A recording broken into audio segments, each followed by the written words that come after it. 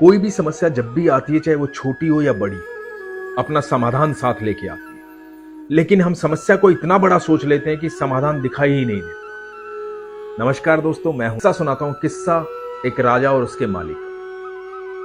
राजा जो था, उसका एक बगीचा था। बगीचे में एक माली काम करता था।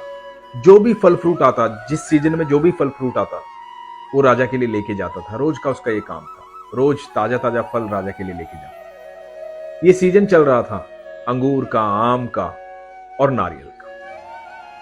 तो उसने सोचा आज राजा के लिए क्या लेके जाऊं, अंगूर लेके जाऊं, आम लेके जाऊं या नारियल लेके जाऊं। तो उसे लगा कि आज अंगूर लेके जाता हूं, मीठे मीठे अंगूर राजा खाएंगे, खुश हो जाएंगे। तो उसने बहुत सारे अंगूर तोड़े और राजा के लिए टोकरा भर के अंगूर लेके गया। उसने देखा राजा जो है थोड़ी चिंता में बैठा हुआ है, तो उसने अंगूर सामने रख दिए और दूर जाकर बैठ गया। राजा चिंतित था, अपनी सोच में था। उसी सोच में राजा अंगूर तोड़ता, खाता और आधा अंगूर फेंक देता। जो आधा अंगूर वो फेंकता, वो जाकर उस माली को लगता। अब राजा ने देखा ही नहीं कि माली वहां बैठा हुआ है। राजा अपनी चिंता में है। अब अंगूर खाता, आधा वहां फेंक देता। और जैसे ही वो अंगूर फेंकता और माली को जाके लगता, माली बोलता, भगवान आप बड़े दयालु। अब फिर राजा खाता, फिर फेंकता, फिर माली बोलता, भगवान आप बड़े दयालु।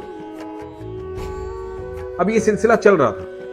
राजा खाता, उस पे फेंकता, माली को लगता और माली बोलता, भगवान आप बड़े दयालु। इस बार राजा ने सुन ली। राजा ने कहा, क्या? तो कुछ नहीं महाराज, मैं तो भगवान से कह रहा था। बोला, क्या कह रहे थे?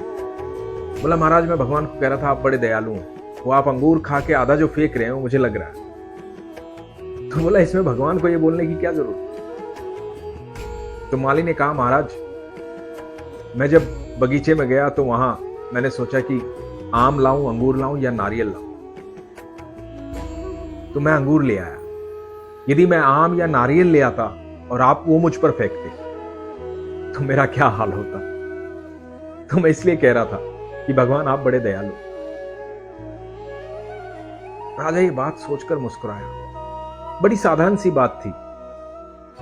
मासूम माली ने अपनी बात कही, लेकिन इस बात में एक हल था। राजा को वो हल मिल गया, वो समाधान मिल गया। समाधान यही था कि राजा ने सोचा कि मैं चिंता कर रहा था कि मुझे पता लगा है कि मेरा पड़ोसी राज्य जो है वो मुझ पर आक्रमण करने वाला है, और मुझे पहले पता लग गया है कि उनकी तैयारी चल रही है और मैं इतनी चिंता में हूं। मुझे तो भगवान का शुक्रगुजार होना चाहिए कि मेरे पास समय है अपनी तैयारी करने का। हो सकता था कि वो आकर एकदम से आक्रमण कर देते और मैं संभल भी ना पाता।